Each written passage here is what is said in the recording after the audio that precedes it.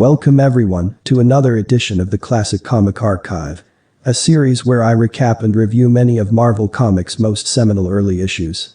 Our story for today is The Amazing Spider-Man issue 7, cover dated December of 1963.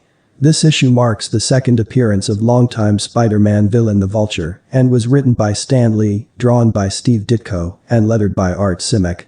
Our issue opens up with a striking splash page, teasing Spider-Man's coming battle against the Vulture.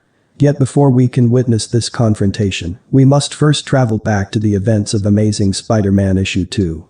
It was in that story that the Vulture first appeared and began terrorizing the streets of New York City. Yet it's also Spider-Man's sworn duty to protect those streets, and the two quickly came to blows.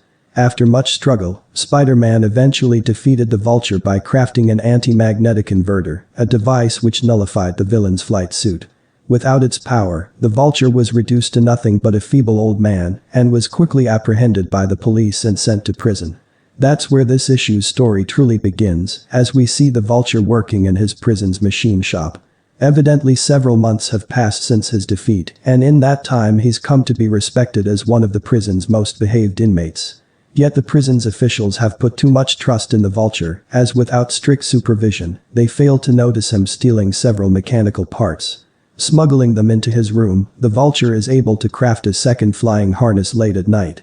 Thus he escapes the next day, as he simply activates his concealed harness during his outside period and then flies over the prison's walls.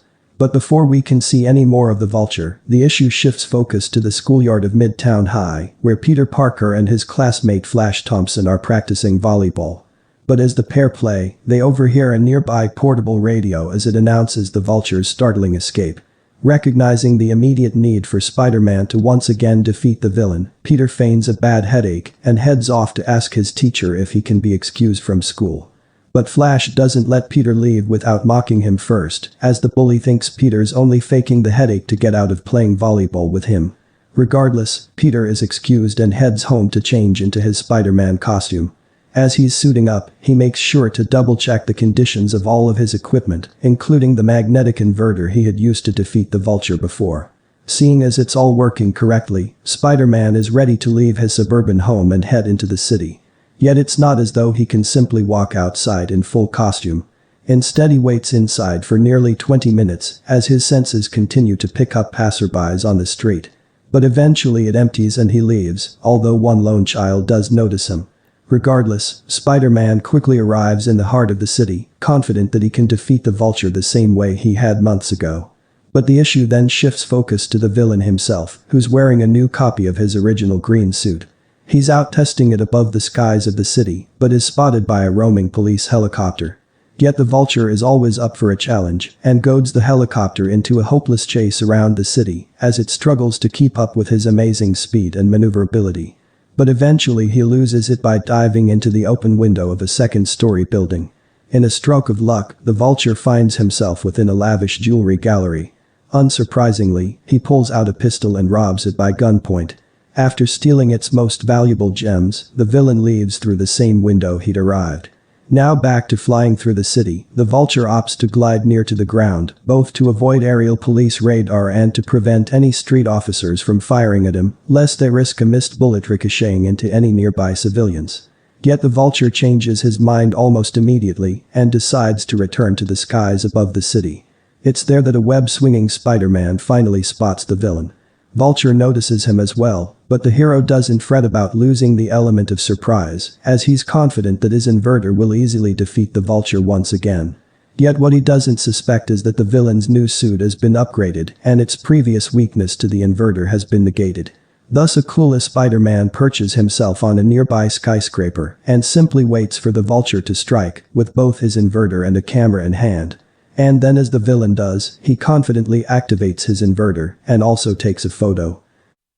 As expected, the Vulture begins helplessly tumbling down to the ground. But in reality, the villain is only faking it, and once Spider-Man's guard is fully down, he suddenly reverses and lands a powerful uppercut on the unsuspecting hero, knocking him off of a ledge. Thus it's now Spider-Man who's helplessly tumbling to the ground. But to make matters worse, the Vulture takes advantage of his foe's defenselessness and delivers several more mid-air blows. He eventually ceases, leaving the heroes fade up to the cavernous streets hundreds of feet below. Spider-Man desperately tries to web onto a nearby building. Yet he misses altogether and picks up too much speed to try again. Thus he's forced to brunt the coming impact, but cleverly spins around in midair, which slows his rate of descent and moves his trajectory onto a rooftop instead of the sidewalk. Yet this doesn't mean the collision isn't harsh, as its force leaves Spider-Man laying limp and defeated. The Vulture sees this and assumes that Spider-Man's dead. He next heads to the street below, where he perches atop a street lamp and ominously stares down a group of frightened onlookers. The villain then flies off, as focus shifts back to Spider-Man, who's actually survived his fall, though badly beaten and with a sprained arm. He wearily leaves the scene and eventually returns to his home by sneaking through the window of his room. There, he's preparing to change back into his civilian attire, but is startled by the coming footsteps of his aunt, who's come to check on him. Reacting quickly, he springs himself onto the ceiling and anxiously holds his breath as his aunt enters and looks around the room. But she fails to look up and doesn't notice her nephew on the ceiling. Thus she swiftly leaves, giving Peter a chance to return to the floor and begin changing. It takes him nearly a half hour to do so without the use of his sprained arm. But once it's done, he slips out of his window and re-enters through the front door. Yet the issue then shifts forward later that night and to a doctor's office, where a physician confirms that Peter's arm is sprained. The doctor tells him that it should be healed in a few weeks. But of course Peter knows that the Vulture isn't going to wait that long to continue his crime spree. Yet his most pressing concern is that of his aunt's inconsolable worry. Evidently he told her that the sprain was the result of an accident while playing volleyball. Thus she makes him promise that he won't play the game anymore, to which he agrees. The issue then shifts forward to the next day, as Peter's arriving for school. Flash Thompson is there to greet him, or should I say heckle him, as he mocks Peter for his injury, wondering if he got it from such trivial tasks as turning a page or dropping a test tube. Peter just barely manages to reel in his anger as several of his other classmates join in. But the issue then shifts focus yet again, this time to the Vulture's secret lair, located within an abandoned silo outside of the city. There, the villain is celebrating the seeming end of Spider-Man and begins plotting his next heist.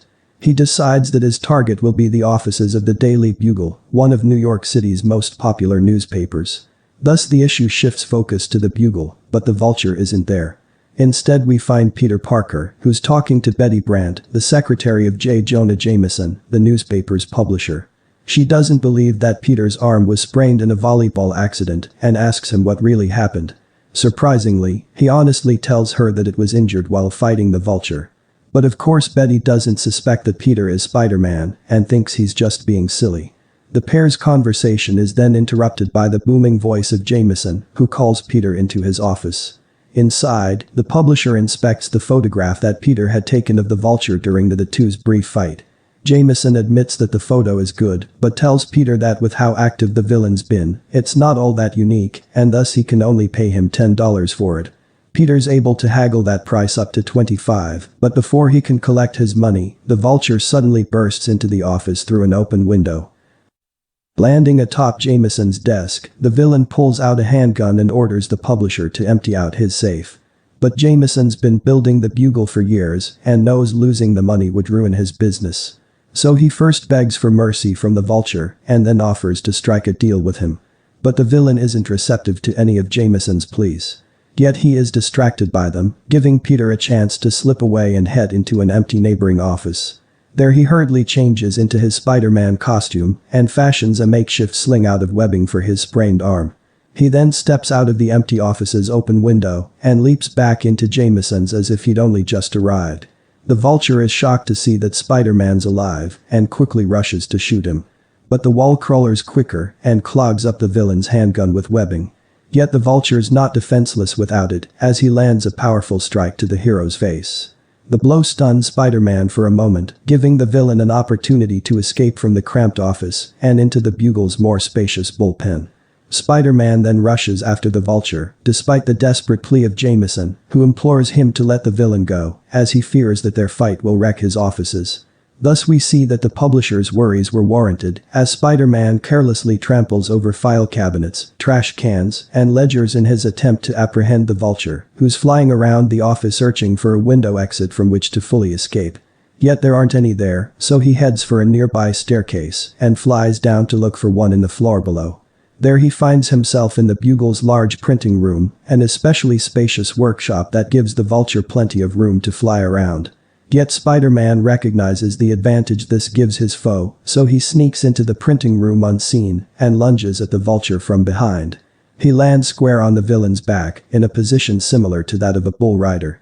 The Vulture in turn spins about and tries to shake Spider-Man off and into a treacherous printing machine below, yet the hero's sticky grip keeps him firmly attached. But not for much longer, as the Vulture suddenly soars up to the ceiling and powerfully slams the hero against its surface. Spider-Man's sprained arm takes the brunt of the impact, which sends him careening off of the Vulture and down towards the deadly printing machine. He's fast enough to web onto the ceiling and slow his descent, yet the Vulture then comes back around and begins cutting away at his web line. For the few brief moments he's dangling there, Spider-Man estimates the distance of a nearby ledge and thus swings to safety just as his line snaps. But by this point the Vulture has finally found an exit window and is fleeing away. Spider-Man rushes to stop him, but is ambushed from above as soon as he's outside.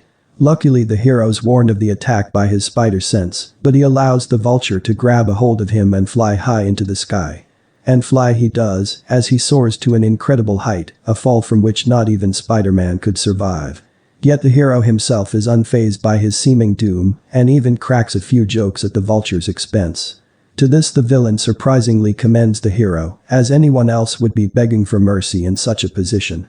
But it's in that moment that Spider-Man shockingly webs together the Vulture's wings, rendering them useless. Thus the pair begin plummeting towards the ground. Ironically, it's now the Vulture who's begging for mercy, as he's pleading for Spider-Man to save his life. The hero obliges and quickly fashions a makeshift parachute out of webbing. The pair's descent then begins to slow down, as Spider-Man reveals that this was his plan all along. But he doesn't stay with the Vulture much longer, as he attaches the parachute to the villain's back and then leaps onto a nearby skyscraper. But across from this building is the office of J. Jonah Jameson, who notices Spider-Man from outside his window. The publisher then angrily flags down the wall crawler, who in turn swings across the street to speak with him. Thus Jameson takes the opportunity to furiously blame Spider-Man for all of the damage done to his offices. Yet the hero isn't in the mood for a reprimand, so he webs the publisher's mouth shut and slinks away to enter the building and change into his civilian attire. Thus Peter Parker quickly returns to the Bugle's bullpen, where he finds Betty sitting behind a desk, the same spot she'd taken up when the Vulture attacked. Peter then sits down with her, and she asks him where he was when Spider-Man was battling the Vulture. Peter claims that he was hiding in a closet and remarks that he's just not the heroic type. But Betty says she actually likes that about him, as he doesn't pretend to be someone he's not.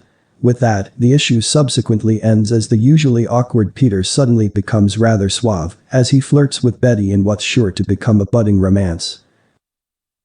While that concludes our story for today. Marvel has appended 2 letter pages at the end of this issue. For those unaware, letter pages were once hallmarks of the comics industry in an age before the internet.